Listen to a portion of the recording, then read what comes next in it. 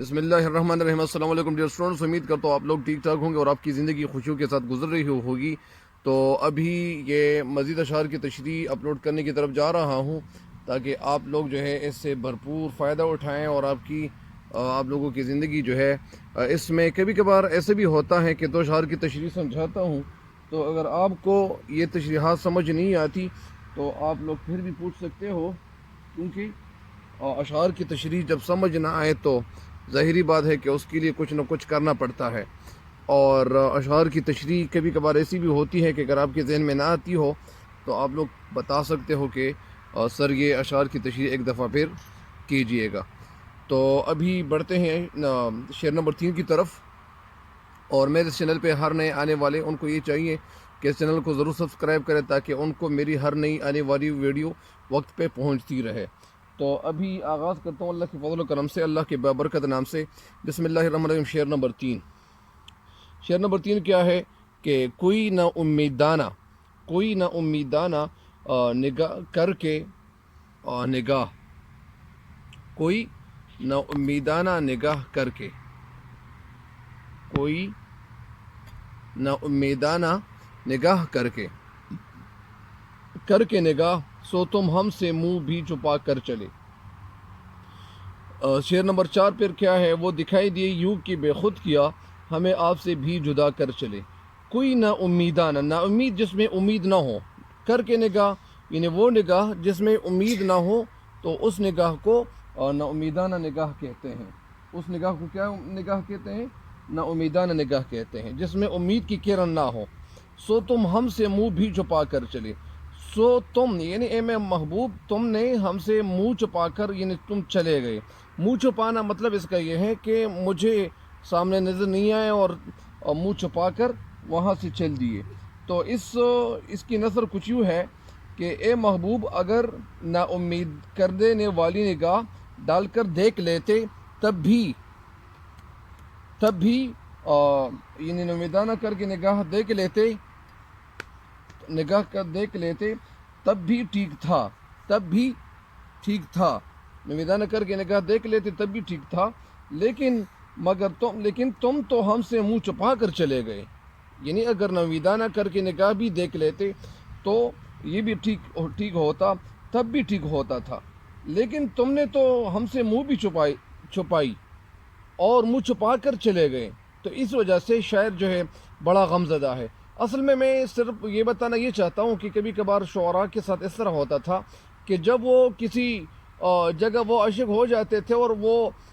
کسی جگہ عاشق ہو جاتے تھے تو اس کا جو عشق تھا تو وہ بیچارہ کچھ عجیب قسم کا تھا، وہ کچھ عجیب قسم کا ہوتا تھا۔ تو اس عشق میں لوگ سمجھتے تھے کہ یار یہ تو ہمیں وہ ایک محبوب ہے، وہ محبوب ایک ہوتا تھا، ایک انار 100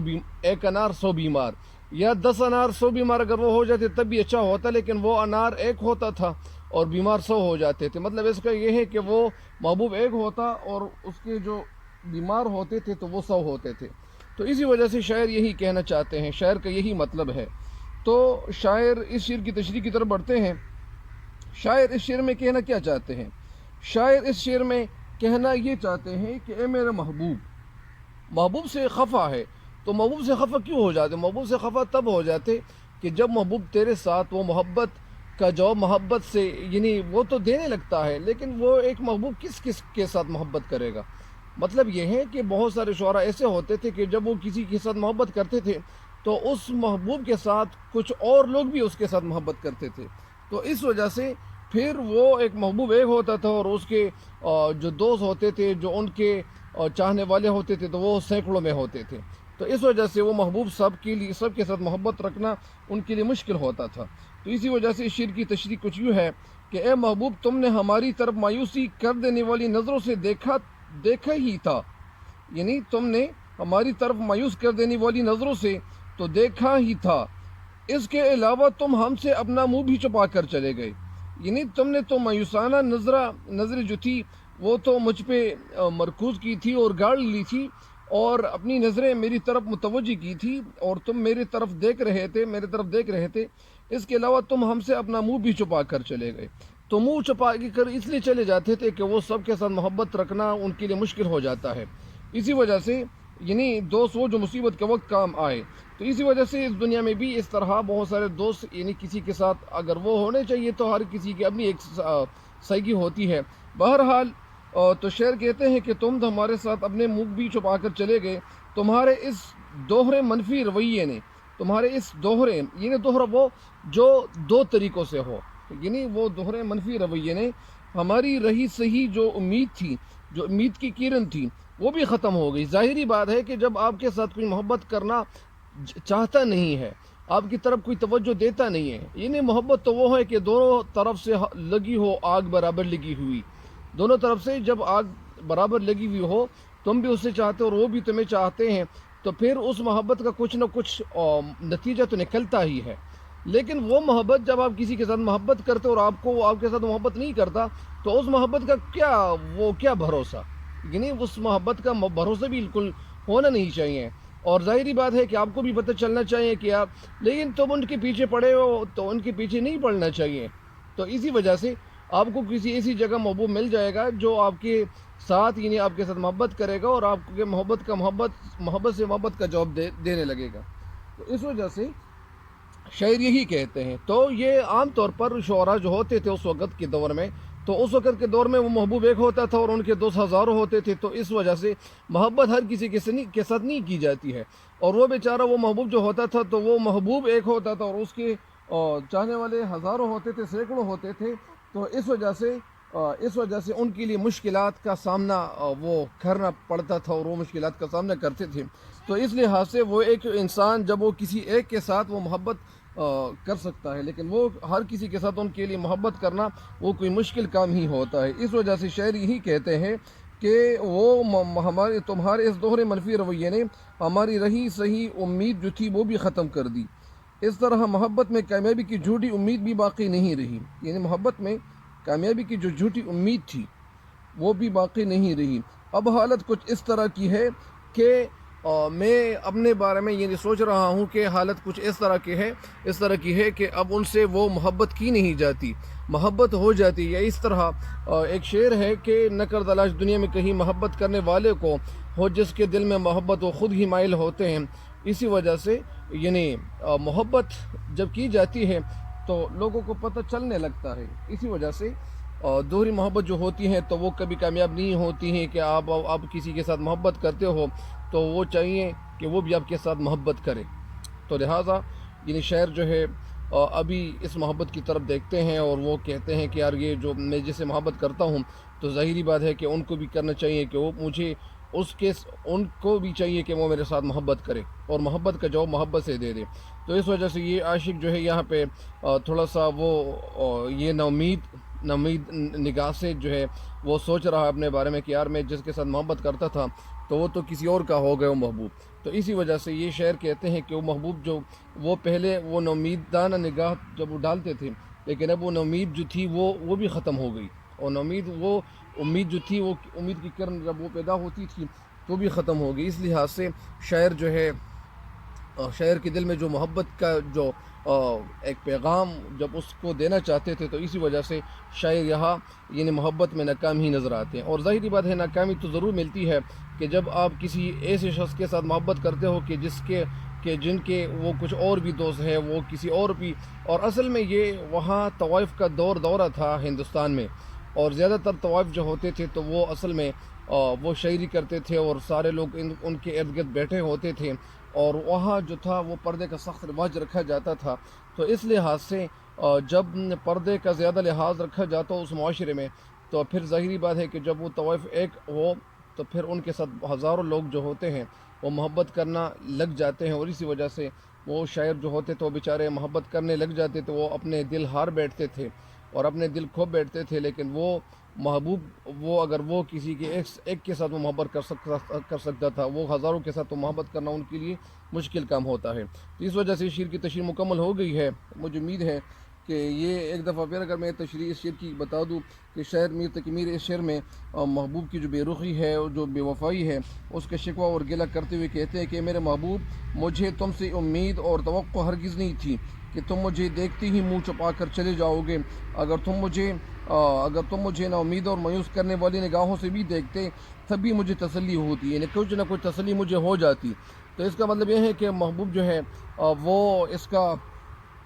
تو محبوب کے ساتھ کچھ اور بھی ان کے ہزاروں دوست ہیں، اسی وجہ سے کہ کم از کم محبوب نے آنکھیں چار کرنے کے قابل تو سمجھا چاہیے۔ یعنی مطلب اس کا یہ ہے کہ مجھے کچھ نہ کچھ اگر وہ توجہ دے دیتے، اگر میں محبوب کی طرف دیکھتا اور وہ مجھے کچھ نہ کچھ توجہ دے دیتے تو یہ شاعر کا دل خوش ہو سکتا تھا۔ لیکن ابھی شاعر جو ہے خفا ہے، یہ آنکھیں محبت اور چاہت سے عاری ہوتی، یعنی مطلب یہ ہے کہ میرے دل میں کچھ نہ کچھ محبت کا پیغام تو آنے لگتا، لیکن ابھی شاعر جو ہے وہ خفا ہے، وہ غمزدہ ہے، مگر تم نے منہ چھپا کر اور نظر چرا کر میری محبت اور وفا کا جنازہ نکال دیا۔ یعنی میں جس طرح محبت کرتا تھا تو وہ تم اسی طرح محبت نہیں کرتے ہو، تم نے مجھے ایسا ناقابل برداشت غم دیا ہے، ایسا کسک دیا ہے، ایسی تکلیف مجھے دی ہے اور میرے دل کو ایسا ٹھیس پہنچایا ہے، ایسا دکھ پہنچایا ہے، ایسا درد پہنچایا ہے کہ جس کی ساری زندگی اگر میں یاد رکھنے کی کوشش کروں تب بھی میں یعنی اس غم کو نہیں بھول پاؤں گا۔ تو یہی وجہ ہے کہ شاعر یہاں اس لمحے میں بڑے دکھ سے وہ گزر رہا ہے اور ان کی زندگی اجیرن ہو گئی ہے۔ تو اس شعر میں تو ان کی زندگی اجیرن کا اس طرح ایک ڈونگ رچانے کی کوشش کر رہا ہے۔ بہرحال اس شعر کی تشریح مکمل ہوگی، اگلے تشریح کی طرف بڑھتے ہیں۔ اور اگلا شعر کیا ہے؟ دکھائی دیے یوں کہ بے خود کیا ہمیں آپ سے بھی جدا کر چلے۔ دکھائی دینا یعنی نظر آنا، یوں کہ بے خود کیا یعنی تم نظر آ گئے ہو، تم نظر آئے، یوں کہ بے خود کیا، اور جیسے تم نظر آ گئے تو تمہیں دیکھتے ہی میں بے خود ہو گیا، میں بے ہوش ہو گیا۔ ظاہری بات شاید ایسے بھی ہو سکتا ہے کہ محبوب نے بہت حسن کیا ہوا ہوگا اور وہ بہت حسین ہوگا اور اس نے سنگار کیا ہوا ہوگا، تو اس وجہ سے یہ جو عاشق ہے یہاں بے خود اس کو کیا گیا ہے، تو بے ہوش کیا گیا ہے، ان کی محبت کے آگے یہ بے ہوش ہو گیا۔ ہمیں آپ سے بھی جدا کر چلے، تو میں اتنا بے ہوش ہو گیا کہ مجھے آپ سے بھی جدا کر چلے یعنی میں مطلب اس کا یہ ہے کہ اس کی نظر کچھ یوں ہے، اس کی نظر کچھ یوں ہے کہ محبوب کو دیکھتے ہی خود سے ایسے بیگانہ ہو گئے کہ محبوب کو میں نے جب دیکھا تو میں خود سے ایسے بیگانہ ہو گیا، خود سے میں ایسے جدا ہو گیا کہ ہم خود اپنے آپ سے بھی جدا ہو گئے۔ مطلب اس کا یہ ہے کہ میں نے محبوب کو جب دیکھا تو اس کے حسن کے آگے میں اس کے حسن کے آگے وہ ایسا بے بس ہو گیا اور اس کے حسن کو دیکھتے ہی دیکھتے میں بے ہوش ہو گیا، اور میں ایسے بے ہوش ہو گیا کہ مجھے اپنے ہوش ٹھکانے نہ رہا، یعنی مجھے اپنے ہوش کے بارے میں سوچتا رہا لیکن میں اپنے ہوش میں بھی نہ رہا۔ تو یہ تھی اس کی نظر۔ ابھی بڑھتے ہیں اس شعر کی تشریح کی طرف۔ اس شعر کی تشریح کیا ہے؟ اس شعر میں شاعر کیا کہنا چاہتے ہیں؟ اس شعر میں شاعر محبوب حقیقی اور محبوب مجازی دونوں کے حوالے سے بات کی جا سکتی ہے، یعنی محبوب حقیقی اللہ تعالیٰ اور محبوب مجازی یعنی دنیا کا جو وہ محبوب ہے اس کی طرف اشارہ کرتے ہیں، دونوں کے حوالے سے بات کی جا سکتی ہے۔ محبوب سے مخاطب ہو کر شاعر کہتے ہیں کہ محبوب تو بے پناہ حسن کا مالک ہے اور تو کچھ اس انداز میں میرے سامنے آیا کہ میں اپنے ہوش و حواس کھو بیٹھا، یعنی محبوب بے پناہ حسن کا مالک ہے اور وہ کچھ اس انداز میں، ظاہری بات ہے کہ وہ جب اس کا حسن بھی زیادہ ہو اور پھر وہ اس انداز سے، وہ اس طریقے سے اور اس ڈھنگ سے وہ جب اور اس انداز اور اس ناز انداز سے جب اس کے سامنے آیا ہوا ہو تو ظاہری بات ہے کہ عاشق یہاں بیچارہ اپنے ہوش و حواس کو بیٹھا ہو۔ تجھے ملنے گیا تھا لیکن تجھے یعنی تیرے ساتھ میں ملاقات کرنے آیا تھا تاکہ میں آپ کے ساتھ ملاقات کر لوں، لیکن ہوا کچھ الگ معاملہ اس کے ساتھ ہوا، لیکن تجھے ملنے گیا تھا کہ لیکن اپنے آپ کو بھی گم کم بیٹھا، یعنی میں تجھ سے ملاقات کرنے کے لیے آیا تھا لیکن جیسے میں نے تجھے دیکھا تو میں خود سے بیگانہ ہو گیا، میں خود میں نہ رہا اور میں بے خود ہی ہو گیا۔ تو اس شعر میں شاعر نے عشق کی اس بے خودی کی کیفیت اور حالت کا جو نقشہ جس طرح کھینچا ہوا ہے کہ جب عاشق و محبوب کے حسن کی تجلیہ اپنے آپ سے بیگانہ کر دیتی ہے، یعنی جس طرح ایک تشریح تو اس کی یہ ہو گئی کہ یہ جو محبوب تھا اس نے بہت زیادہ حسن حسین تھا، اور بہت زیادہ حسن کی وجہ سے عاشق جو بیچارہ ہے، تو ایک تو دنیا کی جو عورت ہے اس کے ساتھ، یعنی عشق مجازی کے حوالے سے بات کی جاتی ہے۔ عشق مجازی وہ ہے کہ عورت کے ساتھ عشق کرنا، محبت کرنا، اس کو عشق مجازی کہتے ہیں۔ تو ظاہری بات ہے اس کا ایک مطلب یہ ہے کہ میں نے جب اپنے محبوب کو دیکھا تو محبوب نے خود اتنا سنگار کیا ہوا تھا، وہ اتنا حسین تھا کہ جیسے ان کے حسن کے آگے میں بے ہوش ہو گیا، اور میرا ہوش و حواس جو تھا وہ کہیں چلا گیا، اور وہ خود میں پھر نہ رہا۔ اس کی ایک تشریح تو یہ ہے۔ دوسری تشریح شعر کی یہ ہے، اس کا دوسرا مطلب یہ ہے کہ شاعر اس شعر میں محبوب حقیقی کی طرف اشارہ بھی کرتے ہیں، اور محبوب حقیقی کی طرف اشارہ کچھ اس طرح سے کرتے ہیں کہ جب عاشق کو محبوب کے حسن کی تجلی اپنے آپ سے بیگانہ کر دیتی ہے۔ حضرت موسیٰ علیہ السلام کے ساتھ بھی یہی صورتحال پیش آئی تھی، یعنی جب محبوب حقیقی سے جلوے کا تقاضا ہونے پر اس نے طور پر اپنا جلوہ پھینکا، یعنی جب حضرت موسیٰ علیہ السلام کی طرف اشارہ کرتے ہیں، اس کا دوسرا مطلب یہ بھی ہے کہ جب حضرت موسیٰ علیہ السلام نے اللہ تعالیٰ سے توقع کی تھی کہ اے میرے اللہ میں تجھے دیکھنا چاہتا ہوں، اللہ تعالیٰ فرماتے کہ نہیں بندے مجھے تو نہیں دیکھ سکتا، تو وہ حضرت موسیٰ علیہ السلام کے حوالے سے تو یہ بھی علماء سے میں نے سنا ہوا ہے کہ وہ بڑے ضدی قسم کے تھے، اور وہ ضد کرتے تھے، تو اس وجہ سے وہ ضد کرنے لگے، اور پھر اللہ تعالیٰ جب تجلیہ جب ان کے ضد کے آگے پھر اللہ تعالیٰ نے جیسی وہ تجلی پھینکی، اور وہ جیسی وہ تجلی گر گئی اس طور کے پہاڑ پہ، تو جیسے وہ تجلی وہاں وہ پھینکی گئی یا وہ تجلی گر گئی، وہ جو روشنی تھی وہ پھر وہاں گر گئی، تو موسیٰ علیہ السلام جو تھے وہ بے ہوش ہو کے گر گئے، اور محبوب حقیقی کے جلوے کی تاب وہ نہ لا سکے، طاقت وہ نہ لا سکے، کیونکہ وہ تجلی جو تھی وہ دیکھ سکنے کی ان کے اندر اتنی جرت نہیں تھی، دیکھنے کے ان کے اندر اتنی صلاحیت نہیں تھی، اگرچہ وہ جلوہ جو تھا وہ ایسا تھا کہ جو ان کے قابو سے باہر تھا، تو اس لحاظ سے وہاں جو حضرت موسیٰ علیہ السلام جو تھے وہ بے ہوش ہو کر وہ گر گئے تھے۔ تو اسی وجہ سے اس کا دوسرا مطلب یہ ہے، اور پہلا مطلب بھی میں نے آپ کو بتا دیا، اور دوسرا مطلب بھی سمجھا دیا، تو اس وجہ سے جب آپ دونوں مطالب کی طرف دیکھیں گے تو ظاہری بات ہے کہ انشاءاللہ آپ کے ذہن میں یہ تشریحات جو ہے وہ بیٹھ جائیں گی، اور اسی وجہ سے اشعار کی جو تشریح ہوتی ہے تو یہ اس کو سب سے پہلے سوچنا یہ پڑتا ہے کہ جب بھی آپ کسی پیپر کے لیے جائیں، اور میں جو لیکچر دیتا ہوں یہاں پہ تو میں تو ہر اسٹوڈنٹ کو یہ بھی کہتا ہوں، یعنی آپ لوگوں کو کرنا یہ چاہیے کہ کتاب کو ایک سائڈ پہ رکھیں، کتاب کی طرف دیکھنا چاہیے، میری ویڈیو جو ہے اس کو سامنے میری ویڈیو کی طرف دیکھنا نہیں چاہیے، بلکہ کتاب کو سامنے رکھیں، اور جب کتاب کو سامنے رکھیں گے انشاءاللہ تو آپ کو بہت زیادہ فائدہ ملے گا، اور میری ویڈیو آپ لوگوں کے لیے فروٹفل ہوگی۔ تو امید کرتا ہوں کہ آپ اس ویڈیو سے انشاءاللہ بہت کچھ سیکھو گے، اور انشاءاللہ سیکھنے کا بہت زیادہ موقع ملے گا، اور اسی وجہ سے یا اسی طرح میں ایک شعر بھی اس حوالے سے میں عرض کرنا چاہتا ہوں، اور وہ شعر کیا ہے کہ ایک دم دل سے بھلایا نہیں جاتا، ایک دم دل سے بھلایا نہیں جاتا، خدا جانے کہ کس حال میں دیکھا ہے تمہیں۔ ایک شعر تو یہ ہے، لیکن اس شعر کے ساتھ ایک شعر اور بھی ہے، اور وہ کیا ہے کہ نہیں معلوم کس عالم میں حسن یار دیکھا تھا، نہیں معلوم کس عالم میں حسن یار دیکھا تھا، اور کوئی عالم ہو لیکن دل کی حیرانی نہیں جاتی۔ تو یہ شعر جو ہے یہ عشق مجازی کے حوالے سے بڑا اہم ہے، اور یہ اس شعر کے ساتھ یہ انٹر کنیکٹڈ اگر آپ کر لیں تو آپ کر سکتے ہو۔ تو اسی وجہ سے نہیں معلوم، یہ شعر ایک دفعہ پھر سنیں، نہیں معلوم کس عالم میں حسن یار دیکھا تھا، کوئی عالم ہو نہیں معلوم کس عالم میں حسن یار دیکھا تھا، کوئی عالم ہو لیکن دل کی حیرانی نہیں جاتی، کوئی عالم ہو لیکن دل کی حیرانی نہیں جاتی۔ مجھے امید ہے کہ آپ ان ویڈیو سے ضرور استفادہ کرو گے اور ضرور فائدہ اٹھاؤ گے، اور اسی وجہ سے فائدہ اٹھانا بھی چاہیے، اور اپنا مطالعہ جاری رکھیں، اور مجھے امید ہے کہ اللہ تعالیٰ ہمارے اس ملک سے یہ جو وبا ہے اللہ تعالیٰ اس کا خاتمہ کرے گا انشاءاللہ، اور اللہ تعالیٰ ہم